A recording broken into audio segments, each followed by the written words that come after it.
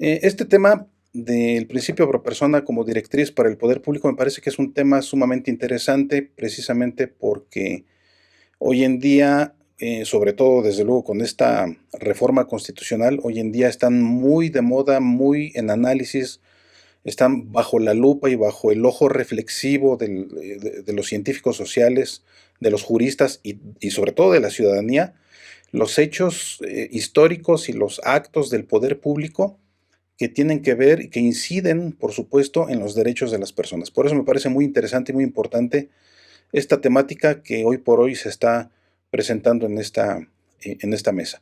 Y por supuesto, se habla del poder público, pero bueno, específicamente es el ejercicio del poder público el que nos interesa, ¿no? Entonces, es el principio pro persona, como uno de los principios de la nueva corriente de los derechos humanos, como una directriz para, no solo para el poder público como un concepto en general, sino para el poder público como concepto que se ejercita como praxis precisamente. Y nosotros debemos partir, me parece que debemos partir desde desde una aseveración un tanto atrevida, digamos, en la que nosotros podemos aseverar que los seres humanos sin regulación tienden a abusar del poder público.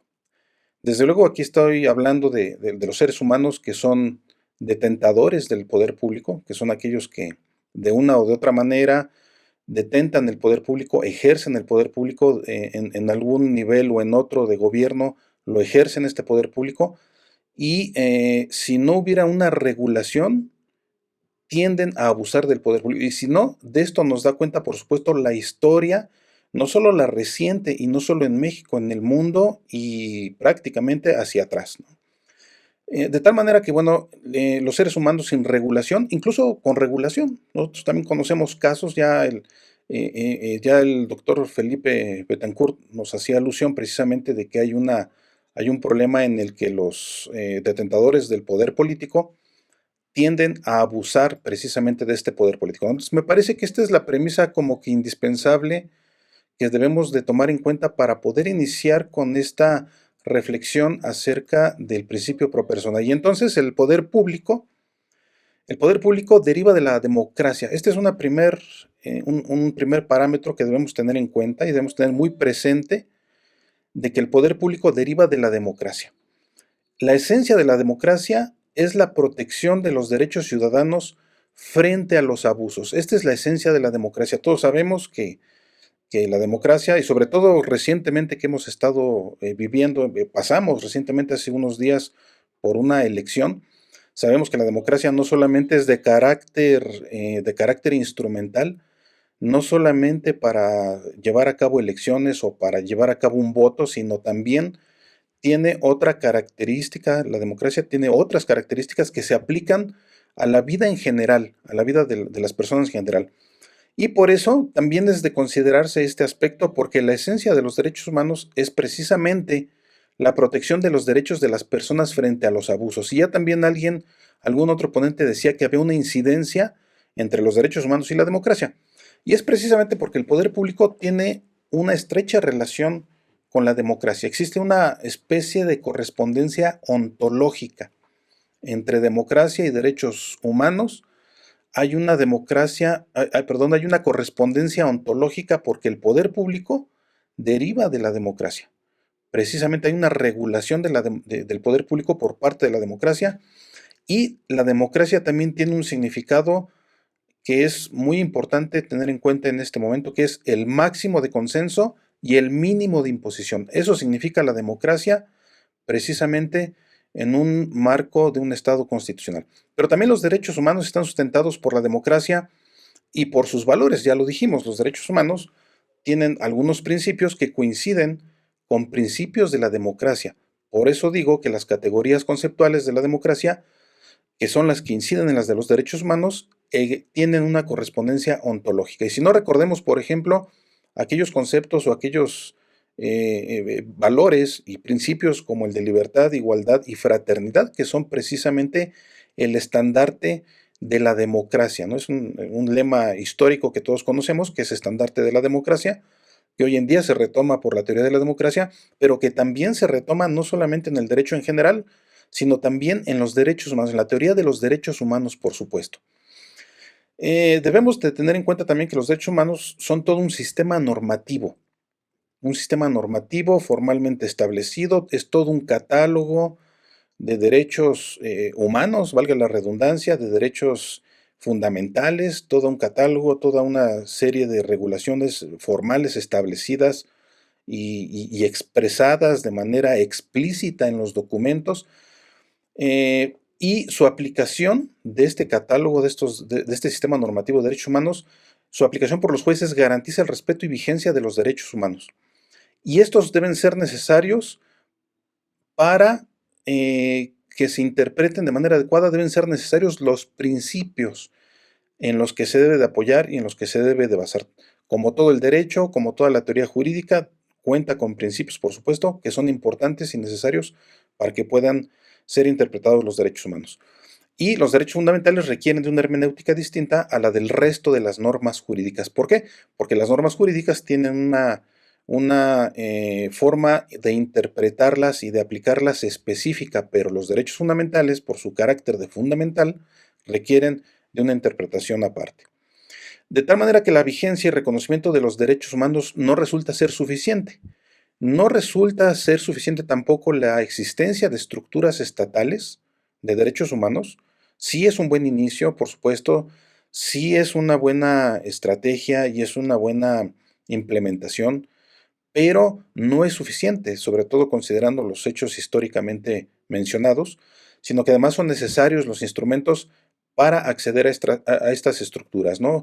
Cosas como la cuestión adjetiva de los derechos, que no solamente vale lo sustantivo, sino también lo adjetivo, lo instrumental. De esta manera también debemos de considerar que el principio pro persona humaniza los postulados del derecho, los vuelve humanos, los humaniza, los vuelve humanos, no literalmente desde luego, sino que los orienta y los asimila hacia las características del humano, del ser humano. Y por eso se considera válida la regla que privilegie, favorezca, tutele, proteja al ser humano. Desde luego, al humanizar o al orientar hacia el ser humano los postulados de derecho, se considera que entonces la regla que privilegie más al ser humano es la que debe de ser válida, es la que debe de aplicarse con mayor razón. Por tanto, se ha preferido, en este cúmulo teórico histórico de los derechos humanos, se ha preferido que la norma que proteja al humano sea la que primero se aplique, ¿no? De esta manera el positivismo pues, ha sido rebasado por el garantismo. ¿Qué significa esto? Que no basta con la interpretación tradicional que se ha hecho del derecho o de los derechos humanos o de los derechos fundamentales, que son aquellos que tienen como objetivo entender, entrelazar, conocer incluso el significado literal con la interpretación gramatical, por ejemplo, o deducir la voluntad de los creadores con aquella interpretación de tipo evolutiva, por ejemplo. No basta solo con eso, sino que ahora es necesario que se implementen nuevos métodos de interpretación y de aplicación del derecho. Y aquí es donde entra nuestro principio pro persona, cuyo objetivo es una mayor y mejor protección de las personas. Mayor y mejor protección de las personas. Significa maximizar los alcances y limitar las restricciones de los derechos humanos. No solo de los derechos humanos, sino de todo el sistema jurídico que incida, por supuesto, en los derechos humanos. Y vean ustedes cómo esto tiene una completa similitud con el aspecto de maximización del consenso y de minimización de la imposición, que es una característica específica de la democracia. Es ahí donde hay una coincidencia de carácter ontológico entre los derechos humanos y la democracia. Por eso el sustento ontológico, si consideramos que el sustento ontológico de los derechos humanos es la dignidad humana frente al poder estatal, entonces podemos nosotros pensar que puede haber un principio, como el principio pro persona, que debe ser aplicado no solamente por el juzgador, porque dignidad humana no solamente la hay en casos de una controversia jurídica, sino que la puede haber en todos los casos, la debe haber en todos los casos. La dignidad la hay, la debe haber y se debe de respetar en todos los casos en que el ser humano interactúe, no solamente cuando tenga una controversia, sino en todos los casos cuando interactúe, ¿no? El principio pro persona, por eso, debe ser directriz para el creador y el aplicador de la norma. Hasta aquí estamos de acuerdo. Por supuesto, el aplicador de la norma como juzgador, como miembro de un órgano jurisdiccional, que es el que tiene de primera mano y de forma más impactante el manejo y la aplicación de una norma, debe de interpretarla desde una perspectiva del principio pro persona para proteger los derechos humanos. Hasta aquí está bien, desde luego. También el creador de la norma, que sería en este caso el legislador, debe de tener en cuenta al momento de crear esa norma jurídica, debe tener en cuenta el principio pro persona, para que no solamente ese principio esté aplicado o esté respetado o involucrado desde la aplicación o a partir de la aplicación, sino desde la creación de la norma jurídica. Pero no solamente eso, que es lo que tradicionalmente se ha considerado por parte de la teoría de los derechos humanos, sino que también debe ser el principio pro persona, también debe ser directriz para el detentador del poder público. Ya también aquí otro ponente de esta mesa, la doctora Marina del Pilar Olmeda, comentó que toda actuación del poder público debe ajustarse al principio pro persona o a los derechos humanos, por supuesto. Y por eso la aplicación de la norma más protectora, que es precisamente la acepción o el concepto, la conceptualización del principio pro persona, una de las conceptualizaciones del principio pro persona, tienen su fundamento democrático. Aplicar la norma más protectora al ser humano no es otra más que una actitud sumamente democrática. También la aplicación de la norma menos restrictiva tiene un fundamento democrático porque no es otra cosa más que una actitud sumamente democrática. ¿Por qué? Porque en democracia importa la preferencia de la norma más protectora e importa la conservación de la norma más favorable. Estas dos actitudes, estos dos modos de pensar, estas dos directrices ideológicas tienen un sustento ontológico y también deontológico, desde luego, en la teoría de la democracia, en los valores y principios democráticos. Por eso también en democracia importa la interpretación restrictiva solamente si favorece al ser humano. Sí y solo si favorece al ser humano. En democracia importa la interpretación extensiva sí y solo si favorece al ser humano.